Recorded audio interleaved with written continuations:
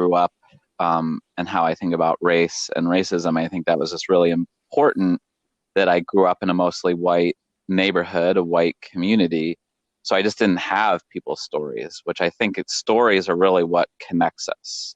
Mm. Understanding that stories is what creates relationship, hence the Bible. It's full of stories, and then some people decide to have a relationship with God because of those stories, right? Um, Mm-hmm. so, I mean, I think that part of my story is really important when I travel around the country, and I just stayed on the streets with Black folks experiencing homelessness, and again, I could have gotten a plane ticket home and lived home, so I never said I was experiencing homelessness. I was really just kind of choosing to walk along with them.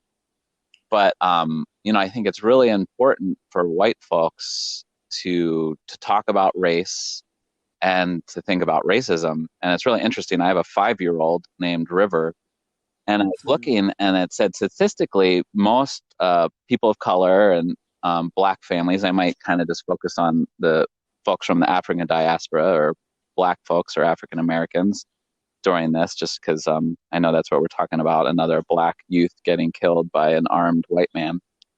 Um, Mm-hmm.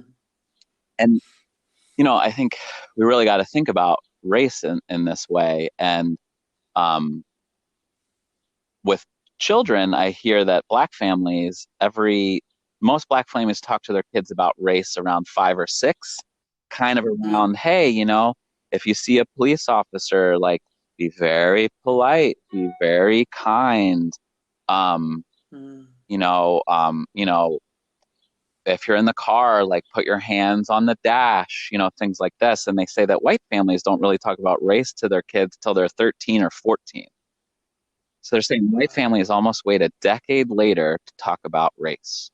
So now that I have a kid, I'm like, ooh, like, how can I change this? How can I kind of subvert this? Because my experience was, even though my dad kind of organized that group where we met with a Black congregation, um, he didn't, really have a anti-racist analysis. He, tried not to be prejudiced and things like that, but he wasn't necessarily trying to stop racism. He wouldn't judge people because of the color of the skin. He had Black friends, so he wasn't an outward racist, but he also wasn't an anti-racist. So I'll talk a little bit about how I became an anti-racist and what that is. And I think as white folks, and really any folks, I think we need to understand what racism is and what racism is not.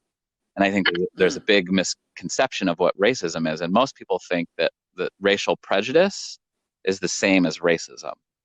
And there's a really Mm. important difference of those two things. So racial prejudice is just someone judging you because of the color of your skin or your ethnicity. So anyone can be racially prejudiced. I could be racially prejudiced by looking at someone and judging them. A Black person could look at my skin and call me a cracker and kind of assume a bunch of different things. That's a racial prejudice. And a lot of white folks get upset when I start to define racism, which you'll see why. But this doesn't mean that racial prejudice is a good thing. Racial prejudice is still the opposite of love, the opposite of relationship. And when I Mm. talk about relationship, especially in the Judeo Christian context, I think relationship is the opposite of sin. So if we look at sin in the Hebrew context, sin just really means separation. So if someone's in Mm. sin, they're separated from God. They're separated from themselves, from just being vulnerable with themselves, from community, from neighbors, from family. So sin is a form of separation. So to be in relationship is actually the opposite of sin. It's about connection, right? So all my That's politics good. really start from that single point, that to be in relationship is to not be in sin, is to be going away from sin. Um, so racial prejudice is bad. It doesn't encourage relationship building, right? So don't get me wrong. It's still not a good thing. Everyone should fight against racial prejudice and kind of judge people after you meet them, after you get to know them.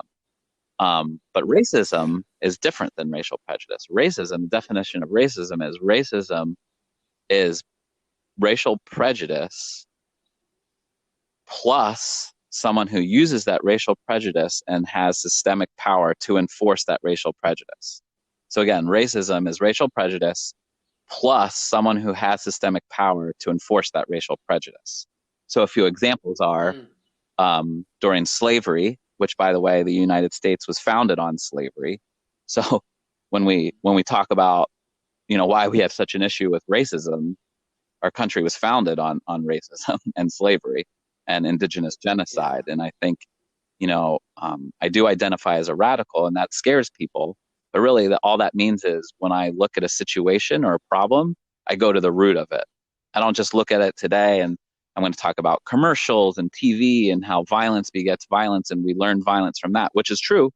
But I want to go all the way back to the origins of things, right? So for this country, Hmm. unfortunately, we have to go back to slavery or indigenous genocide. Um, so slavery is a form of racism. So there's a group of white Europeans who had a racial prejudice. Black folks are savage, they're less than human. Red folks, same thing. Brown folks, same thing. And the system to enforce their racial prejudice was slavery.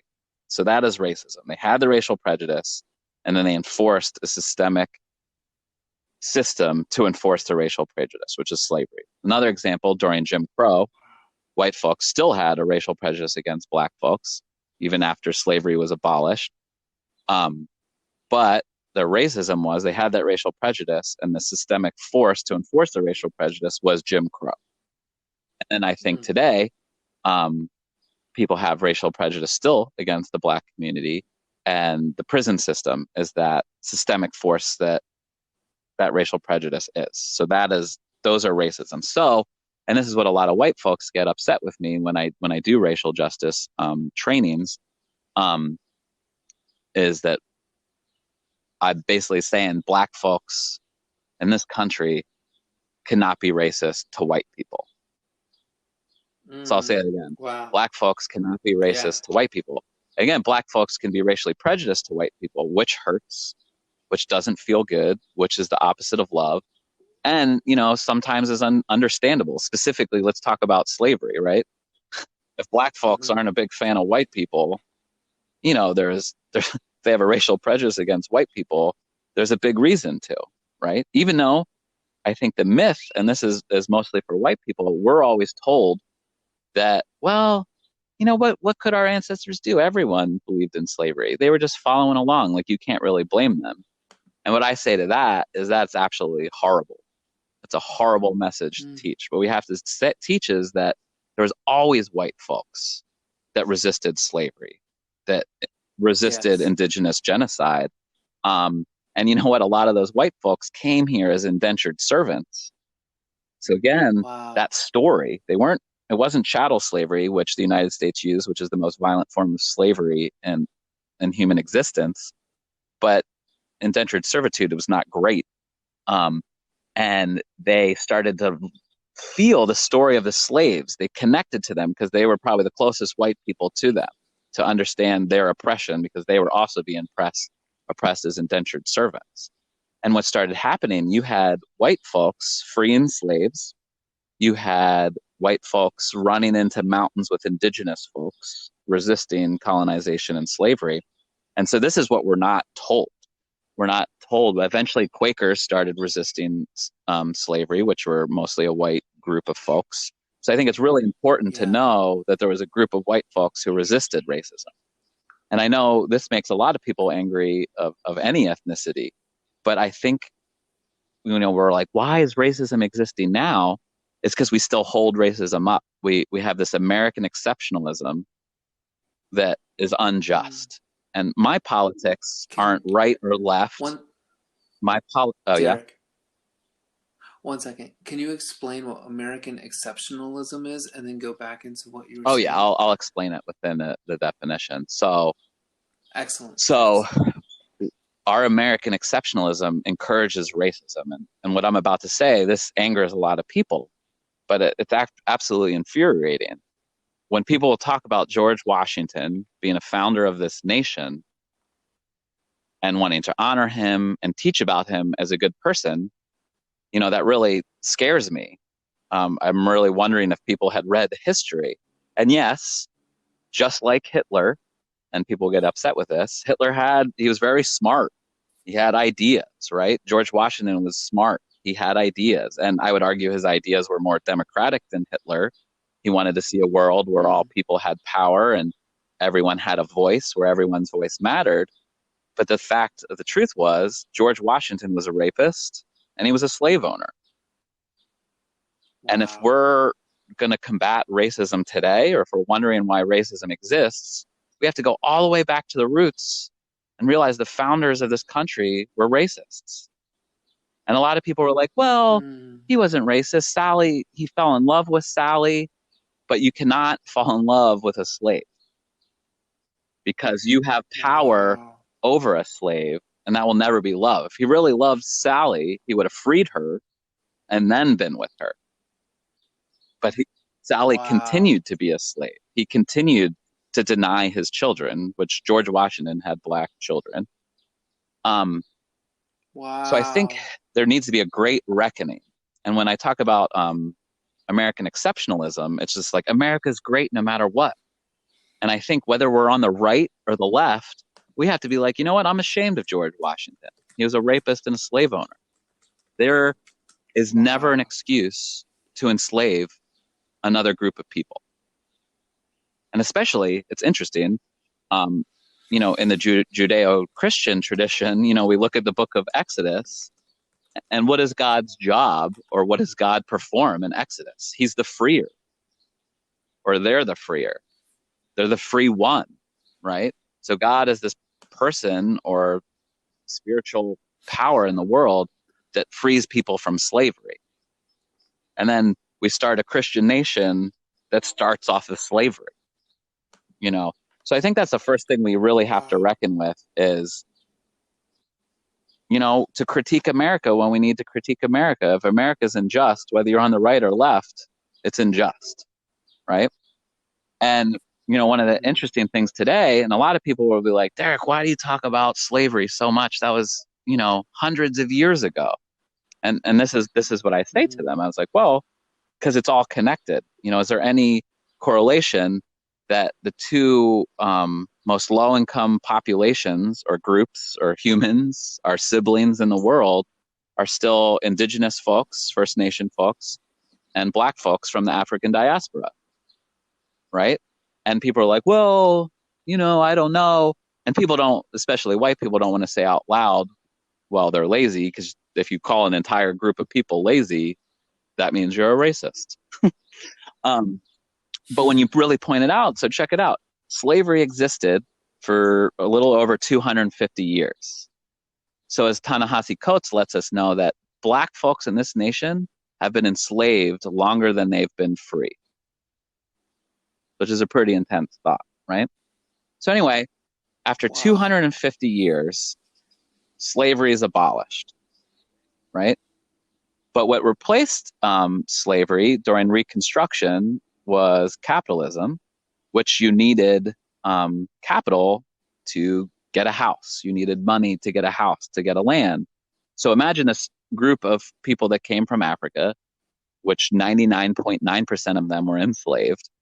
They don't have money to pay rent, to buy land, to live now, because now that slavery's ended, they had made no money this whole time for the most part. So now they Wow. can't operate Yeah. in capitalism. And they can't, the people who have capital are the former slave owners. And now the former slaves have to sell their labor to the capitalists, to capital. But they don't have enough Mm. money. I know, JP, that you work with people experiencing homelessness, and it's very hard to get someone from nothing to housing, right? It's very hard. Yes. Even, Yes. you know, in 2020. Almost near Yeah, or it takes impossible. at least 3 to 6 months in a first world country, right?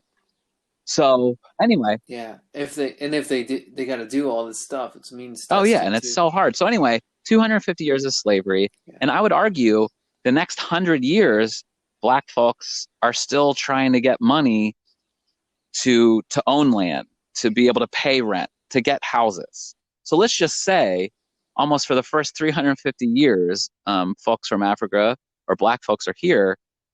They don't have money or land quite the same as European folks do. So, in layman's terms, white folks had a 350-year head start on our black siblings. in this country, right? And then let's fast Hmm. forward, just because I don't need to talk at length or talk about history the whole time, but fast forward all the way to the 60s or the end of the 50s, right? And I'm not great with dates, but we'll go all the way to Brown versus the Board of Education. So this is almost Hmm. 400 some years after slavery, right? And a lot of people will say that Brown versus the Board of Education, which kind of forced the schools to integrate, was just like people wanted to be in Hmm. love and, black folks and white folks should go to school together. But the real reason and the organizing force behind Brown versus the Board of Education was black folks were like, yeah, it's been like 400 years and we still are in poor communities and have crappy education. We want our youth Hmm. to have good education because they knew education is power. Hmm. And they wanted to leave these ghettos that were created because back then black folks couldn't buy houses or rent houses in white communities and neighborhoods. And then so Really? also the schools in Yeah. those neighborhoods were just not funded the same way. They didn't have the same teachers. So when they wanted to integrate schools, Mm. it was black folks saying, we want our kids to have the same education as you. So again, that's white folks having 400-year advantage or more over our black community members. So if we're wondering Hmm. why, and that's a systemic racism, that's an economic systemic racism. So people have a prejudice and then they have an economic system that enforces that prejudice. It's called economic racism. And it's still here today, Hmm. right? We still look in 2020, if you try to find the schools that have the worst ratings, graduation rates, and it's not all about testing and graduation rates, but I'm just saying, you look in black and indigenous communities. So over 500 years later, there's still poverty that's systemically enforced. Black folks still don't have the same education chances as white folks. You look at today and black folks make 40% less money than white folks, own houses at a way lesser rate than white folks, are incarcerated 4 to 7 times that of white folks, are shot by law enforcement at 4 times the rate of white folks. And it kind of just goes on and on. Experience diabetes at higher rates, all these different things, and I think that that key going back to education or empowerment, when we look at slavery, what happened when a slave master found an African learning to read? They'd straight up kill they'd straight up What kill them happened? because they knew reading was Wow. connected to power, Yeah. and they were scared if someone who was enslaved could read, they can educate others, and then they would revolt from slavery.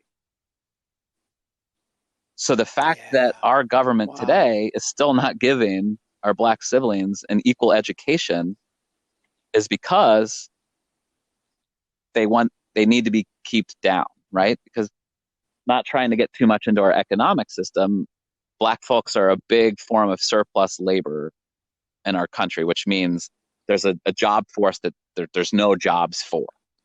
And so what the system has created is they're like, well, why don't we put people in prison who are part of surplus labor? If they're not contributing to our country, why don't we do that? And they're like, why don't we find a way where we can make money by incarcerating people? And so, just an Wow. example, President Obama, before he left the office, abolished federal private prisons. You know, praise of Obama. I have critiques of Obama as well. I think he maybe should have done that 8 years ago. Um, when he Hmm. first got elected, but he Yeah. waited to the last week or two. And one of the first things President Trump did was take that away. And the stock market for private prisons went up 400 points. Um, Wow. so now, Really? we Damn. see the prison population is like the new slavery, in which Michelle Alexander calls it the new Jim Crow. And so currently, and this is what Right. really Right. baffles me, that, critiquing the right and the left. In the 13th Amendment, to this day, it still says that there's slavery in the United States, that slavery is legal in the United States. And this is allowed to happen within the prison Right. system. So at the very Yeah. base, like, wouldn't you just want to be like, yo, guys, like, let's cross that out? Like, I'm not saying let's abolish prisons. I mean, I am saying that. I think that'd be great, but that's a longer conversation. Um, but it's just like, hey, let's just like Yeah. not call people being in prison slavery. Like, let's not do slavery anymore. But it's literally still in the 13th Wow. Amendment that makes slavery legal. And currently in our country, 2.4 million Wow. people are in prison. We have more people in prison than anyone in the world. As a matter of fact, the United States makes up only 5% of the entire world's population, but we have 25% of the world's prison population. So just a little example, China has about a billion people, and the United States has about Hmm. 375 million. China has about 1.4 to 1.5 million people in prison, but they have a billion people. We have 375 million, and we have a Wow. million more people in prison than a country with a billion people. And again, for those skepticals, I'm not saying we should be like China, because China also executes 5,000 people a year. Um, but I'm just saying that systemic racism is still alive today, and it exists within the prison system and the policing system. And again, I know people get really upset when Mm. I start to critique the police, but this isn't from a right or left perspective. This is from a perspective of love and justice. And when I ask people, well, do you know what the job of the first police in the United States was? And a lot of people kind of don't. Hmm. It was kind of twofold. It was to control the white workers, because they were drinking a lot after work, because this is before the 8 hour workday. So workers were working for 14 or 16 or 18 hours a day, and they really just needed to release. They were Yeah. oppressed from the wealthy bosses that were oppressing them and stealing their labor. Um, so they were drinking a Yeah. lot. So the police kind of Capitalists. exist to keep the drinking and the drunkenness down. But also, the first police jobs were to protect property. And back then, one of the first properties was slaves. The first police were slave Wow. catchers. So when we talk about Wow. police violence today and how black youth are murdered at higher rates than any other youth, um, we have to look at that connection. It's like, whoa, wow, the first police were slave catchers? And that, so from the very roots of the police system in America, racism was deeply embedded in it. It was actually, the police existed to hold up the system of slavery. And again, Wow. I'm looking at and it right again, it's, now. I'm not saying, there's good police and bad police, just like there's good pastors, there's bad pastors, there's good teachers, there's bad teachers, there's good and bad of everything, right? But I think we really need to focus on that. Hmm. And unfortunately, what I would say about police today, if you look at the prison system, such a large percent is people of color, and over half the prison system, I think 45% is black. So there's over a million black people in prison where slavery is still legal. So there's still a million black people enslaved within our country. But black folks only make up 13% of the population. And so we have to really kind of start thinking of these Wow. things, right? When we think about the drug war, you know, um, prison has increased like 400-fold since the 70s. So it's not like there's always been this insane amount of crime that needed to happen. The prison system created crime and punishments. For instance, for crack, you could go to jail for 15 or 20 years, and coke, it'd be like a year or two. But they don't really patrol communities that do coke. So people that do coke just don't really get caught. I always do an example. If you went up to Harlem or Wall Street and the police stopped and frisked 100 people, what would you find? You'd probably find more hard drugs in Wall Street than you would in Harlem. But because of systemic racism, Hmm. the police know, and this is even not even saying the police are bad, but it's going to be a waste of their time if they arrest people in Wall Street, because they're going to have fancy lawyers and they're going to get out of it. But if they go to Harlem, most people are going to have Wow. public defenders, and the police are going to get their money, and they're going to keep people in prison, right? Um, and just an example, Wow. They're gonna make their yeah, make quotas. quotas, but just an example. I lived in Arizona doing indigenous solidarity work with the Dene or the Navajo who are resisting relocation from a large scale coal mine. And the governor got something like 25 or 35 million for housing. And I think she used 20 million of it to Mm. build a prison.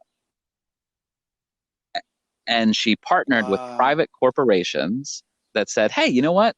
You don't even need to spend money on a prison. We'll build it for you, but you just have to promise us that 100% of the time that there's 100% occupancy in these prisons. She said, she said, sure. So Wow. literally, the state of Arizona, the city of Phoenix job was to make sure that these prisons and detention centers were full at all times. So I mean, Mm. these are the systems. This is what racism looks like today. It's not slavery. It's not Jim Crow. It's the prison system. It's the economic system that keeps people in place. And I think ultimately, when we talk again about police, that whether the police are racist or not, or they're a good person or bad person, they're supporting a classist and racist system because most people in Mm. prison are people of color, and most of them are low income people. Yeah. Because where do people get policed? And Wow. I think it was really interesting now that we're in COVID-19, which I was also excited to have a whole podcast that didn't talk about COVID-19 because it's almost impossible to listen to a podcast without talking about COVID. But here we are. But there was that person who posted pictures in New York City, and it was I was baffled, even though I know that this is true. But they showed a park in like the east side or the village that was like filled of white folks, and some people of color here and there. And then they took a picture of a park in Mhm. Harlem, and it was just closed and locked down, like no one was allowed in there, right? So you just Wow. see there's Hmm. certain areas that get policed, and there's certain areas that don't get policed, and those areas that get policed are going to get people sent to jail. And these areas happen to be low income white communities in the country and low income black, Hispanic, and indigenous communities. Um, so Mm. when we talk about people getting shot, whether by law enforcement or people taking the law into their own hands or trying to keep their community safe in quotation marks, we have this whole history, Wow. but it's not just a history or her story. It's today. People think racism is in the past, but we need to pull these systems apart Yeah. so that we don't have to organize for someone who literally kills someone in cold blood, a youth in cold blood. We have to organize to make sure that that person goes to jail. Meanwhile, someone who's like smoking pot or whatever, if you're doing heroin and you're not hurting somebody, like you go to jail for 15 years for doing heroin, but you could kill a kid who's just running and probably not go to jail. I mean, that doesn't make any sense. Again, whether you're on the right or the left, that should just not be okay. Yeah, absolutely. And we have to make sure that we have to make sure so it's like okay, great. So at this point the the father and the son have been arrested, but now we have to work and organize and make sure that due process happens, right? Like honestly, like this should come out a guilty verdict. You know what I mean? And and I think like what's really interesting is that because of tragedy fatigue or things of that nature, like people will celebrate this and then think they don't need to organize for the next step, you know?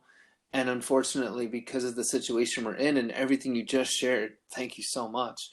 Um, that's why we have to see like this is all the way through. You know what I mean?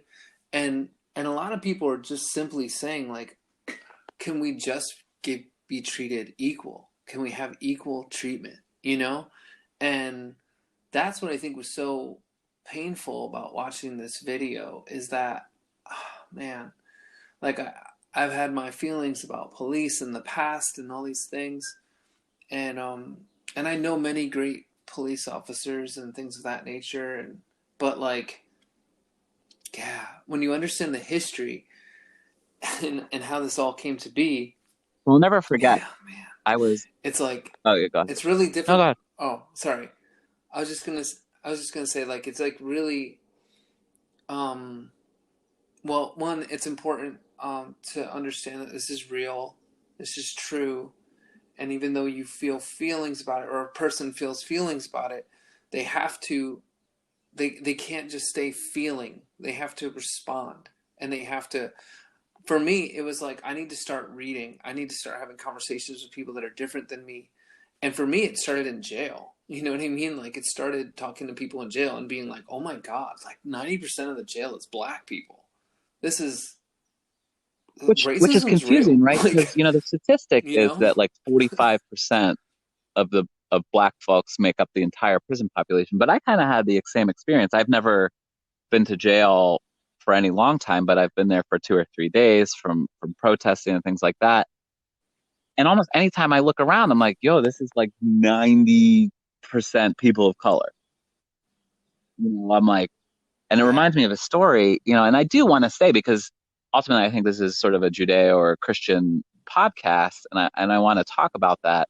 My politics stem from loving everyone, Sure. and my religion even asks me to love my enemy, right? So I'm loving everybody. I'm not trying to say cops are bad, F the police. And so this story, I was Right. arrested. A group of people, we locked down to it. We locked an entire skyscraper down that had the company L3 Communications, which is one of the largest war profiteers in the world, and I think the second or third largest corporation in the world. But it also does.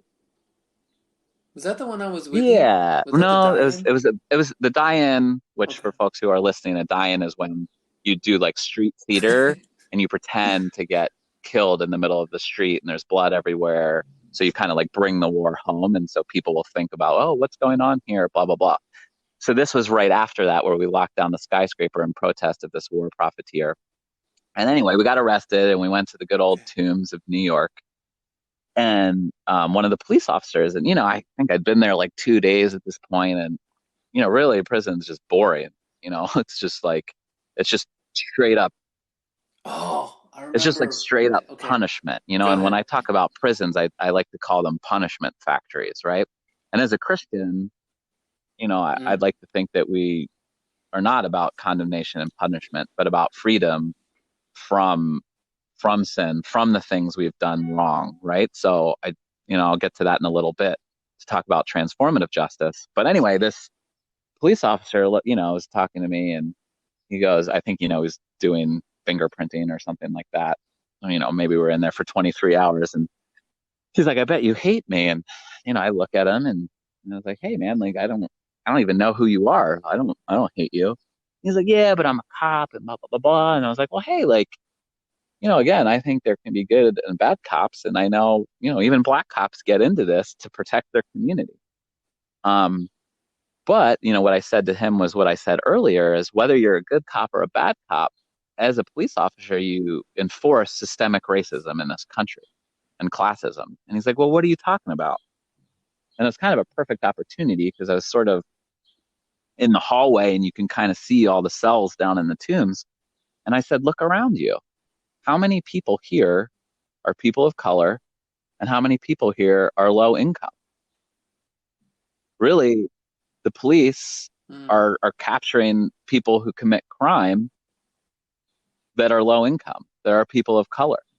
And, there was a study done, that said, a lot of folks, I think, 60% of people in prison are, nonviolent offenders. And I think it's actually higher than that. Um, but that drug offenses, that white folks and black folks use drugs the same ratio, 1-to-1 ratio. But folks are incarcerated for drug Mm. use at 4 times the rate of white folks. Sometimes within history, it's even been up to 7 times the rate.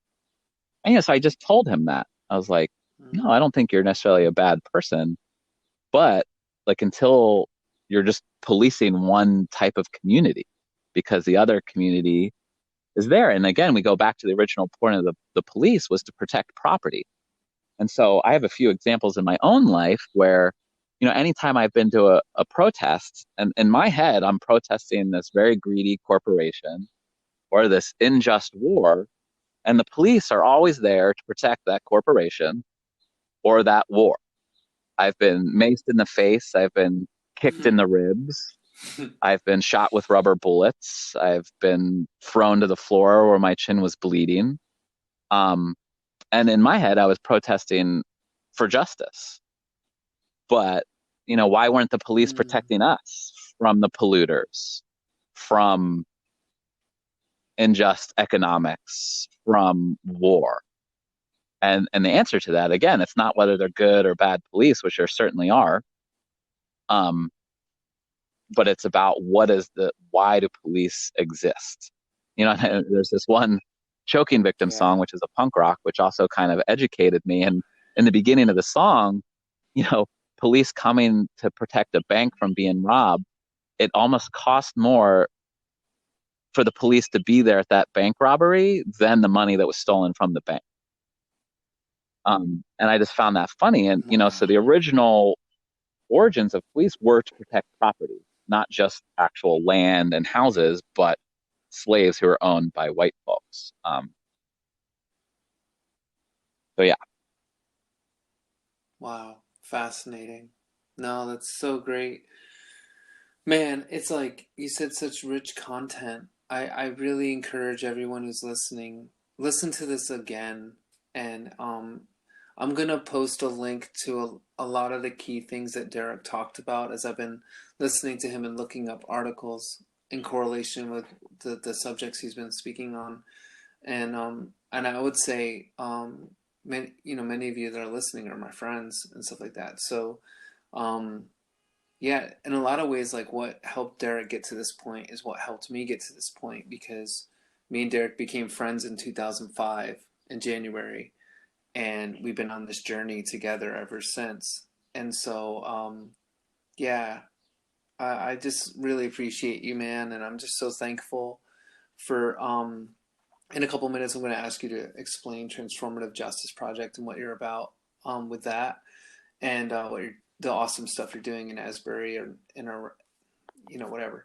But like I just wanted to say like thank you so much, and he's just through so much we've been through and in my personal life and everything, just always like championing love and friendship and understanding even when we disagreed, like we'd have a beer and like lay on the beach and like mm-hmm. talk it through, and so I just really appreciate that, and I feel like that's like you said it right in the beginning. It's the narrative is conversation. Like we need to have conversations. And so thank you so much for being my friend and being Mm-hmm. the first conversation for this new Thank you direction that I'm for going to take thank you for with this your platform. friendship as well. Hmm. Yeah, so if you could just share now about Transformative Justice Project, and then we'll be out, and then I'd love to have you on again to talk about some to hone in on some other topics that you raised awareness about, and then to Yeah, give them I their would love to light come as back well. and sort of connect economic injustice and racism. That'd be great. And colonialism as well. Um, and so yeah, so I'm part of the Yeah. Asbury Park Transformative Justice Project, which we have three main points. We want to educate folks who are formerly incarcerated about the injustices of the prison system, which I did a little bit on the call today. And then two, and this is what really makes Mm. us different from a lot of the other groups working against prisons and incarceration. We want to create accountability processes with people coming outside of prison. And what that means is we want to kind of talk to them and we want to heal them because prison is not healing. Really, the prison system today is a punishment Mm. factory. Very few people come healed from prison. As a matter of fact, and some people do, I'm not saying they don't, but as a matter of fact, most people come out less healed after they leave prison. They come up with more, they have PTSD when they come out. They've had to learn more self-protection skills, so they're more hard and less able to share their emotions. Um, so we want to fight against that and really learn to heal folks coming out of prison, but also folks come out of prison to ask them if they hurt anyone. And some folks coming out of prison actually did perpetuate violence against someone. And some folks coming out of prison just weren't there for their family. And so they might want to get back with their family. And so what we do, the second part of the Transformative Justice Project is get in touch with those family members or those people that were hurt by the person who was formerly incarcerated. And we asked them, which we refer to as the survivor of the prison system, of the crime, what they want for justice. And a lot of times people aren't really happy just with that person getting punished. And really, I think the idea of the original Mm. prison system, the Quakers started, and it was really about reform. They really wanted people to go into prison and come back a community member that can thrive and help the community. But the Quakers kind of quickly saw that putting people, I mean, it's a really wild concept. Humans putting other humans in a cage. The few times I've been in Mm. prison for protests and things like that, it baffles me every time that other fellow human siblings are putting us in a cage. It's just, it's a concept that we've all normalized, but we should not normalize it. It is not normal and it's not okay. And so we want to hear what these people who had been hurt potentially by this person that we're now working with, what they want for justice. Maybe they want that person to work on anger management. Maybe they want a written statement of forgiveness. Maybe they want to make sure that this person doesn't do what they did to them to someone else, which ultimately makes a safer community in the end, right? We want people to heal, not just for them, because as Christians, we're supposed to love our enemies, and that would, and people who commit crime aren't even necessarily our enemy, but they would just be included in people we love. So we want to create real healing in the community. And transformative justice means taking power away from the state or the court system and creating justice in our communities, that we can create justice ourselves, right? And then the third part is to train the folks coming out of prison to do this process themselves, to organize against the injustice of prisons and things like that. So those are the three platforms that the Transformative Justice Project does. Um, and we like to talk about sort of similar how prisons exist, like I did earlier in this context. But I think going again back to police, we live in a democracy, and it's really interesting. We vote for who's in government office, but we don't get any say or any vote of people that are supposed to protect us and people that carry around guns that are supposed to protect us. Imagine if we could actually vote for who polices us. Imagine if there was a requirement that you Wow. had to be an anti-racist feminist to be a police officer. And this is me kind of Wow. to throwing a bone, just saying that I think ultimately I think the issue with police and police violence is the existence of police. I think we need to have community accountability and not necessarily this state system Mm. that has power and control over people. But I know that that's way too radical and out there for people. But I'm even just saying, if we're talking about reform in the police, why don't we make it a democratic process? Not just the chief of police gets to say who's in and who's not, right?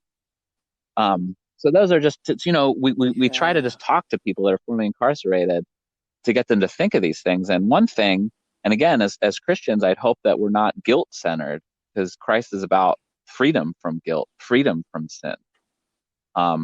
That if we repent, which is not just Mm. saying we're sorry for it, but as if we change our ways, we're forgiven. And so we want people coming out of prison to know that they're not just forgiven by us, but also by God, but also by them. Wow. Most people coming out of prison really need to forgive themselves. And the reason we give them this analysis of Wow. why people are in prison, specifically people of color and low income folks, that they're not 100% culpable for being in prison. I'd say the healthy folks that come out of prison Wow. still have this idea. They're like, yep, I really am wrong.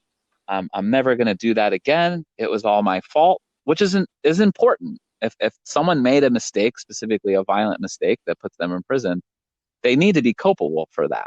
They need to repent, say they're sorry, and change their ways. Mm. But they also need to understand that it wasn't all their fault. That they're being targeted to be Mm. incarcerated while other people are not, at higher rates than other people. Mm. Specifically, folks experiencing homelessness are incarcerated at higher rates because they don't have anywhere to drink alcohol, so they go to jail just for drinking. And we think Right. it's a privilege. We can just drink a beer in our house, Wow. but folks experiencing homelessness can't even drink a beer. But just think about that. People are literally locked in cages because they drink a beer in public. So, and this is the wild part about the Transformative Justice Project, which people kind of are like, what? Like, what does that even mean? We're also prison abolitionists. We believe in the abolition of prison. Some of us believe it should be ended immediately, right now. Mm, I myself am a little more pragmatic, and I believe we need to create democratic institutions mm, controlled by communities to replace prison. So what I think we need to do, we need to create health centers mm, for people, not punishment factories. We need to create health centers. For instance, with the drug crisis, in the 70s, Reagan really made it the drug war. There's a war on crime, and drugs were part of crime. I believe that the drug issue is really a health crisis, wow. and we need to treat it like a health crisis. And it's really interesting. Wow. The Tsar of Portugal came to Asbury Park, which thought that was pretty wild, and only spoke to a crowd of like 20 people. And I wasn't even there. My partner or wife Liza was there. And basically, Portugal, and I'm going to get the timeline messed up, but they made all drugs legal. Heroin, coke, crack, everything was decriminalized. And I think this was 2 years ago. 2 years ago in Portugal, I think there was either zero or no deaths related to drugs. They stopped criminalizing Damn. it, and they Wow. they put a lot of the money that was in for criminalizing in prisons into health centers and rehab centers. And I think that's what we really need to start doing. We need to abolish prisons that are punishment factories that really make people come out more violent than when they went in, whether even to themselves, whether self-hatred or to other people. And we need to create institutions that are healing our Mm, community members that are hurting from colonialism, from systemic racism, from classism. Um, we really need to heal mm, folks. And then we also, at the same time, need to be create institutions that are democratic and controlled by the community, not by one or two people that are millionaires. I think it's absolutely, everyone's talking about Trump and Uncle Joe here. And it's just like, why can't we have a president that's not a millionaire? Most of the people in the United States are not millionaires. And I wow. can tell you, a millionaire will never represent me, will never understand the struggles that that I've been through, and that there's certain I'm more privileged than most people. I'm a white cis man who I even own a house, um, but I still Wow. um, don't have as much money as other people because I'm a social worker. Um, so in long short, Facts. that's what transformative justice does. But what it ultimately does, it it really believes in people. It believes no one Man. is the worst thing that they've ever done. It means everybody or almost everybody is redeemable. Maybe not by humanity, but certainly by God. Wow. And I think that's what we're really kind of trying to do. And so the Transformative Justice Project, for a long time, we were trying to get a house. But since most of us are working class folks or even low income folks who started the Racial Justice Project, or sorry, the Transformative Justice Project, um, it's really hard to get a house. So what we started doing is we started doing classes. So we do transformative justice classes, which really works through those 3 points that I said. And then also we realize people coming out of prison just don't want to talk and that they don't really have the time to talk. If they're on probation, they have to get jobs and, they can't just sit there and talk. So we also Yeah. have started partnering with Yeah. businesses in Asbury Park that are willing to hire formerly incarcerated people. And the cool part, some of these businesses are hiring us to do trainings to their managers and staff about how to work with formerly incarcerated people. So we're starting to Wow. to Amazing. give people, hey, you come here 2 or 3 times, and we can really try to get you not just a crappy job, as who wants to work at McDonald's their whole life, but a job where you're able to climb up, we're able to start making more money, have more power in that. I mean, ultimately, our vision is to create a cooperative where is run by formerly incarcerated people, where everyone shares power and money, because our economic dream or belief in the world is that one person shouldn't control all the capital, but we should share the wealth. And I'll end with one story in Acts, which I would like to see the church do more often, but unfortunately they don't. But one of my favorite miracles in the whole Bible happens in Acts chapter 2. And it's right after the first miracle of the Holy Spirit, where, I don't know, let's say Paul's talking to a group of 3 to 7,000 people, and the Holy Spirit comes and everyone starts speaking in tongues, and all these people are speaking different languages, and the other people knew that they didn't know how to speak that languages. So it was this clear showing that the Holy Spirit was real, that God was real, that this person, Christ, who died and was resurrected, was real. And people are astonished. But the next part, Hmm. which I see as a miracle, but when you go to Sunday school, they don't teach this as a miracle. But the real miracle was everyone's eyes were open. And this is the same when I started to believe in God. I started having love for other people and for myself for the first time, true unconditional love. And this is what happened in Acts chapter 2. So there's this group of 3 to 7,000 people, and they were able to love each other. They were really able to see the image of God in each and every person. And the Bible says that everyone saw that certain people didn't have things and that some people had things. So it says that this large group of people, which I'm assuming people at the top who had more, they said they sold everything that they had so that they could live in common. And so this was a complete distribution Hmm. of wealth. And what's Wow. beautiful about this is it's not capitalist. And a lot of people assume, like, oh, is he thinking it's socialism or communism?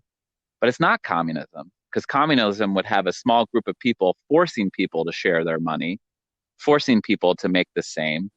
This is actually just, I would call it a participatory economics, where people voluntarily, they didn't have a communist Hmm. government murder them if they didn't share, like Wow. happened in Stalinist Russia and Wow. Maoist China.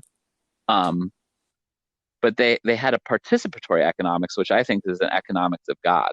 They saw love, they saw that people didn't have, and they're like, why do I have and they don't have? And they sold what they had so they could all live in common. So ultimately, the Transformative Justice Project believes in cooperative business, where people share power and money, and that there's not a top-down structure where people at the top have and people at the bottom sell their labor to the people at the top. So in short, that's the Transformative Justice Project. Wow. Thank you so, so much. I was just gonna say, I was like, wow, we have 3 minutes left. Um, that was so amazing. I just love like how you tie that all together and just it's just incredible. I mean, after being friends with you for so long, to one like to see your dreams becoming real, and then like just I mean, man, I don't care what people say, man. You're really being the hands and feet of Jesus. I really do believe that, and I know like that's coming from my perspective, but I just thank you so much for sharing that, and I'm definitely gonna after we sign off, I'm gonna say a little something about it and direct people to it. I'm just gonna say it right now. It's aptransformativejustice.org, and you can check that out. It's amazing. Man, I just love your heart. Love Liza. Love River, and I just love you, man. Thank you so much for being on the call with me today, and look forward to more opportunities to Well, support thanks for each other. having me. And Thank you so JP, much, just thank Dad. you for who you are in the world, who, as a man, which we're not taught to be gentle and kind and attuned to our emotions. I've learned so much from you that says that that is not love. That's patriarchy. To be a man is to be someone who is really in touch with their feelings and emotions, and who is kind and gentle, and who always speaks with integrity and truth. And I appreciate that about you. So thanks for having me. Amen, man. Peace. Awesome. Love you, bro. Talk to you soon.